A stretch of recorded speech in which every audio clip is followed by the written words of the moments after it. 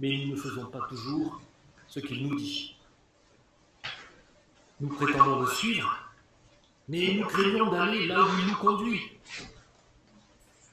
Nous prétendons être des signes du royaume, mais nous ne sommes souvent que de simples répliques des collectivités qui nous entourent.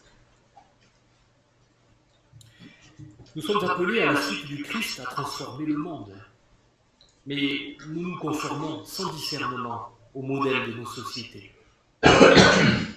Nous sommes envoyés pour annoncer la bonne nouvelle aux pauvres, mais nous nous refusons à comprendre ce que cela signifie d'abord pour nous. Nous proclamons la liberté aux opprimés, mais nous hésitons à payer le prix de la solidarité avec eux. Nous affirmons notre libération en Christ. Ah oui, nous sommes libérés en Christ, mais nous sommes pris dans les filets du mal. C'est pourquoi nous t'adressons notre supplication. Père, libère-nous. Libère-nous. Et par rapport à ce texte, je me suis dit, effectivement, on voit combien le péché, pas des péchés, des fautes, je veux dire le péché dans lequel nous sommes, à quel point ce péché est un esclavage. L'esclavage, c'est pas seulement la privation de liberté, n'est-ce pas? C'est les travaux forcés. Oui, le péché, c'est l'esclavage. Et donc, si nous sommes dans l'esclavage, il y a une nécessité de libération. Dans toute l'histoire, dans toutes les sociétés, quand il y avait des esclaves, les esclaves ont toujours rêvé d'un libérateur, d'une libération. Eh bien, de la même façon que Moïse a libéré le peuple hébreu de l'esclavage en Égypte, Jésus-Christ, voilà la bonne nouvelle. Bonne nouvelle, en grec, ça se dit évangile. La bonne nouvelle de Jésus-Christ, c'est que Jésus est venu nous libérer du péché. Nous ne sommes plus esclaves. Alors, bien sûr, on y retombe régulièrement. Voilà pourquoi chaque dimanche, nous confessons notre péché.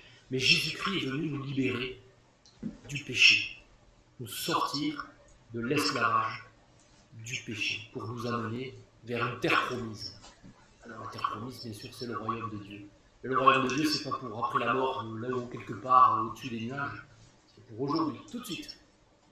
Nous sommes aujourd'hui citoyens du royaume des cieux. Alors, bien sûr, on n'en reste pas là. Jésus, le Seigneur, nous annonce son pardon. Béni soit le Seigneur Dieu, Père de Jésus-Christ, qui est un Dieu d'amour.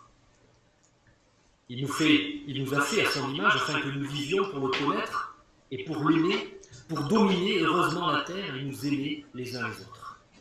Ainsi, avant la création, avant notre naissance, Dieu nous a aimés. Bon, c'est quelque chose que je ne comprends pas, mais je vous le dis quand même. C'est une parole biblique. Si vous le comprenez, tant mieux pour vous. Mais c'est quelque chose d'inimaginable. Avant que j'existe et avant la création, Dieu m'avait déjà aimé. Et vous de même, bien sûr. Alors béni soit le Seigneur, il a choisi Israël pour se révéler. Il a envoyé Jésus pour nous donner la vie éternelle. Il rassemblera un jour toutes choses dans l'univers sous l'amour et l'autorité du Christ.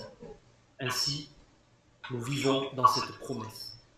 Béni soit le Seigneur, il nous a confié son évangile pour le proclamer et le mettre en pratique dans le monde. Il nous propose une obéissance libre et volontaire. Il pardonne nos faiblesses et nos fautes. Il nous confie sa gloire et nous charge de notre prochain. Béni soit le Seigneur, il nous pardonne et nous accorde sa paix. Amen. Et je vous propose de chanter notre reconnaissance